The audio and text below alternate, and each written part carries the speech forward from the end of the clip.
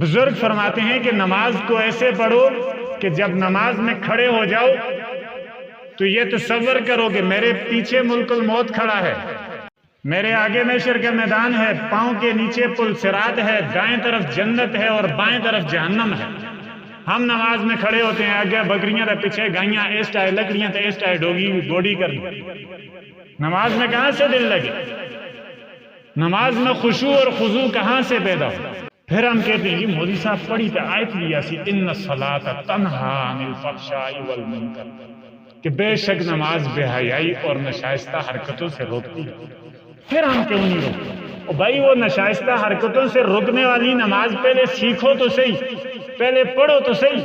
پڑھتے ہم اپنی مرضی کی نماز، من چاہی نماز، جس طرح دل آئی چھیک رہو۔ وضو کی ہے اس کا بھی کوئی الف سے بے پتہ نہیں، اگر پتہ بھی ہے تو بس کس طرح مکانا ابھی کی۔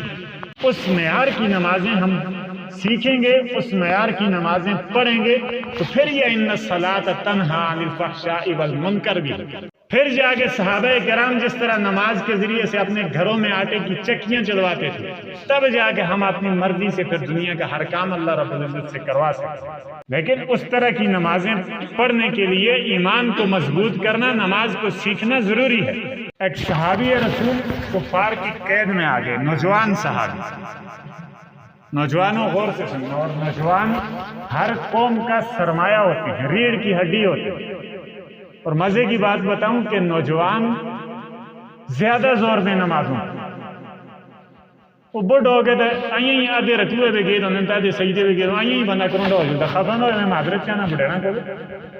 جوانی میں جو نماز پڑھیں گے ہم اس کا رکوع بھی احسن طریقے سے کر سکیں گے، اس کا سجدہ بھی کر سکیں گے، اس کا قیام بھی کر سکیں گے۔ آج کے دور کے حساب سے 40 50 60 سال سے اوپر ہو جائے بندہ تو رکوع ٹھیک طرح کیا تو سجدہ کرنے کے قابل نہیں رہتا، سجدہ کیا تو اٹھ کے دوبارہ کھڑا ہونے کی ہمت نہیں ہوتی۔ تو بہرحال نوجوان صحابی رسول کفار کی قید میں آ گئے۔ جب قید میں آئے وہ کفار کا جو لشکر تھا، اس فوج کا جو سپاہ سالار تھا، اس نے کہا کہ اگر اس کا ہم سر قلم کر دیں گے تو یہ تو ایک ہی جھٹکے میں مر جائے گا، ہم اسے کوئی ایسی موت دیں جس سے اس کو سخت اذیت ہو، تکلیف پہنچانا چاہتے ہیں۔ تو اس فوج میں سے کسی ایک فوجی نے مشورہ دیا کہ ہم جنگ، ویسے بھی یہ ہماری قید میں ہے، اس کو چھڑانے تو کوئی آئے گا نہیں، تو ہم جنگل سے ایک درندہ پکڑ کے لے آتے ہیں، شیر پکڑ کر لے آتے ہیں اور 3 دن تک اس شیر کو بھوکا رکھیں گے، پھر اس صحابی رسول کے کمرے میں داخل کریں گے تو پھر وہ اس کو موت بھی دے گا اور اذیت بھی دے گا، کیونکہ ایک تو شیر درندہ اوپر سے 3 دن کا بھوکا۔ تو وہ سپاہ سالار نے اس پہ عمل کرنے کے لیے آرڈر دے دیا کہ جاؤ جنگل سے شیر پکڑ کر لاؤ۔ شیر پکڑ کر لایا، 3 دن اس شیر کو پنجرے میں بند کر کے رکھا بغیر کوئی خوراک ڈالے۔ 3 دن بھوکا چھوڑنے کے بعد چوتھے دن صحابی رسول کے کمرے میں اسے چھوڑنے کا وقت آیا۔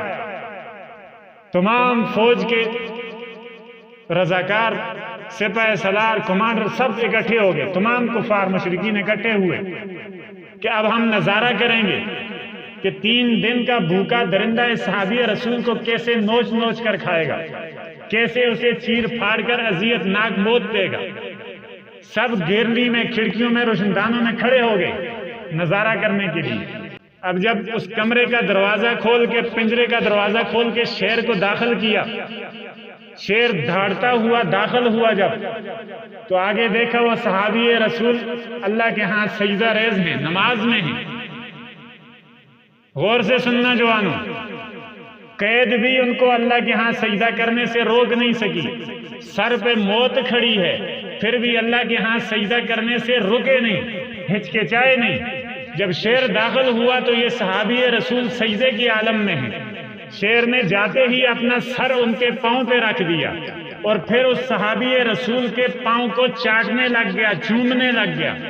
اب اس صحابی رسول نے جلدی جلدی اپنی نماز مکمل کی۔ نماز مکمل کرنے کے بعد جب اٹھ کے بیٹھے تو اپنے پاؤں کو دیکھنے لگے اور پاؤں دیکھنے کے بعد رونے لگ گئے۔ اب یہ تمام کفار کی فوج، یہ سپاہ سالار، یہ سارے حیران و پریشان ہیں کہ بھائی بھوکا درندہ 3 دن سے اس کو ہم نے خوراک نہیں دی، اس کے کمرے میں چھوڑا، اسے نوچنے کے بجائے، اسے کھانے کے بجائے اس کے تلوے کیوں چاٹ رہا؟ اب اس نے کاٹا نہیں، اس نے کھایا نہیں، تو یہ صحابی رسول رو کیوں رہا ہے؟ تو کہا کسی نے آواز کسی، جملہ کسا کہ اوے بزدل موت کے ڈر سے رونے لگ گیا۔ تو غلامان محمد ذرا غور سے سننا، اس صحابی رسول نے کیا جواب دیا؟ کہا ارے نامقولو، میں موت کے ڈر سے کیوں رہوں؟ جسے تم موت سمجھتے ہو، تمہاری دی ہوئی وہ موت میرے تلوے چاٹ رہی ہے۔ میں رو اس لیے رہا ہوں کہ میری کم علمی کی وجہ سے مجھے یہ مسئلہ سمجھ نہیں آ رہا ہے کہ شیر نے جو پاؤں میرے چاٹے ہیں ان سے میرا وضو رہ گیا ہے کہ نہیں ہے، یہ شیر کا تھوک جو تھا وہ پاک ہے کہ ناپاک ہے، مجھے یہ مسئلہ نہیں آ رہا۔ ایسے تھے عاشق رسول، یہ تھی اللہ کی سچی محبت، اور یہ تھے سجدے۔ ان سجدوں میں طاقت ہوتی ہے، ہمارے جو سجدے ہیں ان میں طاقت نہیں ہوتی، کیونکہ ہم اس معیار کے سجدے کرتے ہی نہیں۔ تو کفار نے کہا نکالو ایسے، جس کے تلوے موت چاٹ رہی ہے اسے ہم کہاں مار سکتے ہیں۔ اسی طرح ایک اور واقعہ ہے کہ جنگ سے صحابہ کرام جنگ فتح ہونے کے بعد واپس جا رہے تھے، تو رستے میں الگ الگ ہو گئے اپنے اپنے علاقوں کے، 8 10 10 5 6 6۔ تو جب یہودیوں نے دیکھا کہ ایک لشکر باقی تمام لشکروں سے کم ہے، 8 5 6 بندے ہیں یا 8 10 بندے ہیں، واللہ تاریخ اسلام میں یہ واقعہ موجود ہے، تو وہ اپنے مطلب پرسکون ماحول میں جا رہے ہیں کہ ہم نے جنگ فتح کر لی ہے۔ اب کفار جو تھے، یہ یہود و نصارہ جو تھے، وہ تو منافق تھے، انہوں نے ٹو لگائی کہ جو لشکر اپنے اپنے گھروں کو جا رہے ہیں ان میں سے جو زیادہ بیابان رستوں سے جائیں گے یا جو کم تعداد میں جائیں گے ان کا تعاقب کر کے پیچھا کر کے ان پہ حملہ کریں گے۔ تو ایسے ہی ایک لشکر ان کے ہاتھ لگا، وہ سارے کفار ان کے پیچھے ایک بیابان جگہ پر گئے کہ وہ جگہ ان نے ذہن میں رکھی کس طرح فلاں جگہ پہ جا کے ان پہ حملہ کریں گے۔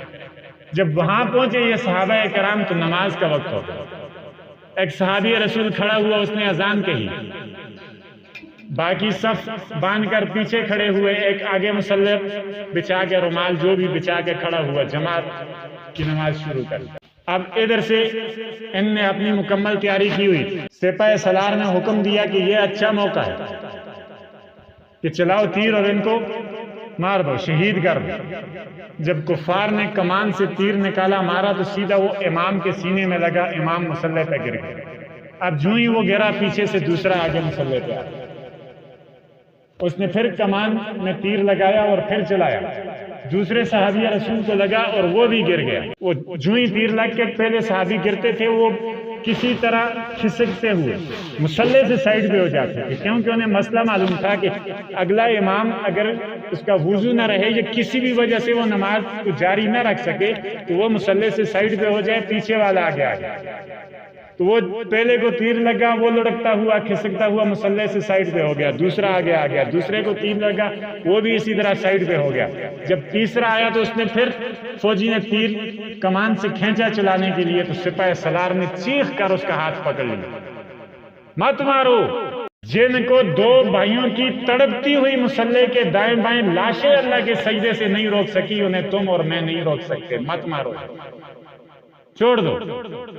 یہ ہوتی ہے اصلی سجدوں میں طاقت، یہ ہوتی ہے خشوع اور خضوع والے سجدوں کی طاقت۔ آپ کہہ رہے ہوں گے، سوچ رہے ہوں گے وہ تو صحابہ کرام تھے، مانتا ہوں صحابہ کرام تھے، ان جیسا ایمان لانا یا ان کے معیار کو پہنچنا، اعوذ باللہ من ذالک، ان کے گھوڑوں کے پاؤں کے کھروں کے ساتھ جو دھول لگی ہم اس کے برابر بھی نہیں ہو سکتے۔ بزرگوں کے واقعات سنیں، خراسان کا ایک لوہار اگر اپنے سجدے کی طاقت سے بادشاہ کا تخت الٹوا سکتا ہے تو کیا ہم اپنے مسائل حل نہیں کروا سکتے؟ مختصراً یہ واقعہ سنا کر انشاءاللہ نماز پڑھتے ہیں۔ امیر خراسان عبداللہ طاہر، نام آپ نے سنا ہوگا، گورنر تھا خراسان کا، اور نیشا پور اس دور میں خراسان کا دارالخلافہ تھا۔ شہر خراد سے ایک لوہار نیشا پور کچھ عرصے کے لیے مزدوری کی غرض سے آیا، کچھ دن وہاں رہا اور وہاں سے پھر اس نے واپس اپنے شہر کی طرف جانے کا ارادہ کیا۔ اسی دوران امیر خراسان عبداللہ طاہر نے اپنی فوج کو حکم دیا تھا کہ جتنے بھی ہمارے ایریا میں آتے ہیں، ہماری نگرانی میں جتنے بھی ایریا آتے ہیں ان کے تمام چوروں کو، ڈاکوؤں کو گرفتار کر کے مسافروں کے لیے رستوں کو کلیئر کیا جائے، صاف کیا جائے کہ تجارتی قافلے ہمارے ان شہروں سے گزرتے ہیں، ان شہروں کو کلیئر کیا جائے۔ تو اب نیشا پور سے جب اس اللہ والے لوہار نے واپسی کا سفر شروع کیا تو اسی رات وہاں کے نیشا پور کی فوج نے کچھ چوروں اور ڈاکوؤں کو گرفتار کیا۔ اب جب وہ گرفتار کر کے لائے اور عبداللہ طاہر کو، امیر خراسان کو اطلاع دی کہ ہم نے اتنے چور یا ڈاکو گرفتار کر دیے، گنتی بتا دی، اس نے کہا ٹھیک ہے چور ہے بھائی، چوری کے الزام میں پکڑے ہیں، کوئی کیس نہ سنا نہ کوئی صفائی دینے کا مگر کہا ان کو گرفتار کر باندھ۔ اب باندھے تو ان میں سے ایک ڈاکو بھاگا تو ابھی یہ امیر خراسان نے وہ ڈاکو وہ چور دیکھے نہیں تھے، صرف ان کو بتایا گیا تھا کہ اتنے ہم نے پکڑ لیے۔ اس نے کہا ٹھیک ہے ابھی بند کر دو، بعد میں دیکھ لیں۔ اب یہ سپاہی سالار جو تھا اس نے سوچا کہ بھائی ہم نے رات کو، مثال دے رہا ہوں، 11 بتائے تھے، ابھی ایک بھاگ گیا، 10 رہ گئے، ابھی 11واں ہم کہاں سے لائے؟ عبداللہ طاہر نے تو چھوڑنا نہیں ہے، وہ باہر نکلے، چلے ایک اور پکڑ کے لاتے ہیں۔ وہ باہر گئے تو ابھی یہ جو اللہ والا لوہار تھا یہ نیشا پور سے واپس شہر خراج کی طرف رواں دواں تھا، اپنے گھر کو غریب بیچارہ جا رہا تھا۔ تو حالت دیکھیے اس کی، تو یہ بھی ڈاکو ہے، پکڑا اور وہ 11ویں کی جگہ میں ڈال کے پورا کر۔ اب جب عبداللہ طاہر نے ان 11 کو دیکھا، ٹھیک ہے بھائی چور ہے تو آپ نے فوج نے پکڑے ہیں، جانچ پڑتال کر کے ہی پکڑے، اس نے کہا ٹھیک ہے ان کو قید خانوں میں بند کر۔ اب بند کر کسی کو صفائی دینے کا موقع ہی نہ دیا کہ وہ لوہار کہتا بھائی میں تو مسافر ہوں، تاجر ہوں، میں شہر خراج سے نیشا پور آیا تھا تجارت کی غرض سے، کچھ دن رہا ہوں، اب واپس جا رہا ہوں۔ کسی سے کوئی پوچھا تو ہے نہیں امیر خراسان نے۔ تو قید خانے میں جب بند کیا، اب اس لوہار نے کہا اب میں اپنے مالک کے ہاں سجدہ کرنا پڑے۔ رات کو اٹھا، وضو کیا، مصلی ڈالا، 2 رکعت نماز پڑھی، اور ہر سجدے میں وہ جیلر جو تھا قید خانے کا وہ کہہ رہا تھا، لکھنے والے نے یوں لکھا ہے کہ ہر سجدے میں وہ 15-20 منٹ کچھ دعائیں کرتا۔ اس میں سے چند الفاظ کی وہ جیلر کہہ رہا ہے مجھے آواز آتی ہے کہ یا اللہ یہ صرف تو ہی جانتا ہے کہ میں بے قصور ہوں، اور میری بے قصوری کی گواہی جب تو دے دے تو مجھے دنیا کے کسی گواہ کی ضرورت ہی نہیں۔ اب ادھر اس لوہار نے قید خانے میں مصلی بچھایا ہوا ہے، اللہ سے ڈائریکٹ ہویا ہوا ہے، ادھر امیر خراسان عبداللہ طاہر اپنے تخت پہ سویا ہوا ہے۔ خواب آتی ہے، 4 ہٹے کٹے نوجوان آتے ہیں، اس کے تخت کو الٹنے کی کوشش کرتے ہیں، جو ہی الٹنے کے قریب ہوتا ہے وہ جاگ جاتا ہے، پھر لیٹ جاتا ہے، اسے نا خواب ہے، ڈر گیا، جاگ گیا، پھر سے پھر سو گیا، تھوڑی دیر گزری، پھر اسی طرح کے 4 جوان آئے، پھر تخت الٹنے لگے، پھر اٹھ کے بیٹھ گئے، پھر سو گئے، کوئی نہیں خیال میرے میں۔ جب تیسری بار بھی ایسے ہوا، چوتھی مرتبہ جب ایسا ہوا، اس نے اسی وقت جیلر کو بلایا، وہ بھی اللہ والا تھا، عبداللہ طاہر کوئی عام آج کل کے دور کا حکمران نہیں تھا۔ اس نے جیلر کو کہا کہ بھائی قید خانوں میں کوئی مظلوم قیدی تو نہیں، کوئی مظلوم اور بے گناہ قیدی تو نہیں؟ وہ جیلر نے کہا مجھے ایسا تو کوئی معلوم نہیں، کس کی پیشانی پہ لکھا ہے کوئی کون بے گناہ ہے، کون بے گناہ نہیں ہے، کون مظلوم ہے، کون ظالم ہے۔ ہاں ان قیدیوں میں ایک قیدی ہے جو مسلح پہ سجدے سے سر نہیں اٹھا رہا۔ عبداللہ طاہر نے کہا بس وہی ہے، اسے سامنے کرو ورنہ مجھے نہیں سونے دے گا۔ اب اس لوہار کو جب پیش کیا عبداللہ طاہر کے ہاں تو پوچھا بھائی آپ کون ہو؟ کہا میرا جو بھی نام تھا نام بتایا، میں شہر خراج سے تجارت کی غرض سے نیشا پور آیا تھا، کچھ دن رہا اور واپس جا رہا تھا، راستے میں سے آپ کی فوج نے گرفتار کر دیا، آپ کے پاس لایا تو آپ نے صفائی دینے کا کوئی موقع نہیں دیا، پوچھ گچھ کی کہ میں آپ کی صفائی دے دوں۔ کہا کہ پھر آپ نے کیا کیا؟ اس نے کہا مجھے جو کرنا تھا وہی کیا، کہ آپ کے یہاں صفائی دینے کے لیے کروڑوں گواہ پیش کرنے پڑتے، 100 دلیلیں پیش کرنی پڑتی، صرف مصلی بچھایا، 2 رکعت نماز پڑھی، 4 سجدے کیے، بس 4 سجدے کیے، ہر سجدے میں اس سے ڈائریکٹ ہوا، صحیح معنوں میں سجدے کیے۔ آگے جو کچھ ہوا ہوگا امیر خراسان وہ آپ کو پتا ہو۔ خیر امیر خراسان عبداللہ طاہر نے کہا اس لوہار سے آپ 3 کام کریں میرے ساتھ، 3 باتیں میری ہیں۔ کہا بتائیے آپ امیر ہیں؟ کہا پہلی بات کہ جو آپ میری طرف سے آپ کے ساتھ جو زیادتی ہوئی، جو آپ نے آدھی رات یا کچھ ایسا قید و بند میں گزارا وہ مجھے معاف کر دیں۔ دوسری بات، یہ 1000 درہم یا اشرفیاں جو بھی اسٹور کی کرنسی تھی یہ میری طرف سے قبول کریں۔ اور تیسری بات کہ جب بھی آپ کو کوئی پریشانی لائے تو میرے پاس ضرور آئے۔ اب اس لوہار، اللہ والے لوہار نے کہا کہ میں نے پہلی بات کی آپ کو قبول کر لی، میں نے آپ کو دل سے معاف کر دیا۔ میں نے دوسری بات بھی آپ کو قبول کر لی، آپ تحفہ دے رہے ہیں تو وہ 1000 درہم میں نے قبول کی، لیکن تیسری بات میں قبول کر دوں یہ ممکن ہی نہیں ہے۔ امیر خراسان نے کہا بھائی کیوں؟ کہا کہ جو میری چھوٹی سی مصیبت میں کیا ہے، صرف چوری کے الزام میں باقی چوروں کے ساتھ ویسے خواہ مخواہ میں گرفتار ہوا تھا، قید خانے میں صرف مصلح بچھایا، 2 نوافل پڑھے، 4 سجدے کیے، تیرا تخت الٹ دیا 4 مرتبہ خواب میں۔ تو میں اس خالق کا، اس مالک کا در چھوڑ کے جب مجھ پہ کوئی مشکل آئی تو میں تیرے پاس ہوں؟ کہا یہ نہیں ہو سکتا۔ تو بھائیو یہ بات عرض کرنے کا مقصد یہ ہے کہ اگر ایک لوہار مزدوری کرنے والا، تجارت کرنے والا اپنے 4 سیدوں سے امیر خراسان کا تخت عہدہ کروا سکتا ہے تو کیا ہم محمد عربی کے امتی ہو کر، صاحب ایمان ہو کر، مسلمان ہو کر، اور مزے کی بات یہ ہے کہ ہم اپنے مذہب کی جتنی پیروی کریں، جتنے احسن طریقے سے کریں، جتنا اچھا اس پہ عمل کریں، ہم پہ کوئی پابندی نہیں۔ ابھی ہم اپنی مسجد میں بیٹھے نماز پڑھنے کے لیے، ہمیں کوئی خطرہ ہے کہ ادھر سے کوئی آئے گا گولی مارے گا، ادھر سے کوئی آئے گا بم مارے گا، ادھر سے کوئی آئے گا کرفیو لگا ہوا ہے ہمیں ہتھکڑی لگا کے لے جائے گا؟ کھلی آزادی۔ بھائی دنیاوی حساب سے ہم پہ کسی کی کوئی پابندی ہے کہ 5 وقت کی نماز نہ پڑھنا، داڑھی نہ رکھنا، روزے نہ رکھنا، کوئی بھی نیک کام نہ کرنا، کسی قسم کی پابندی ہے؟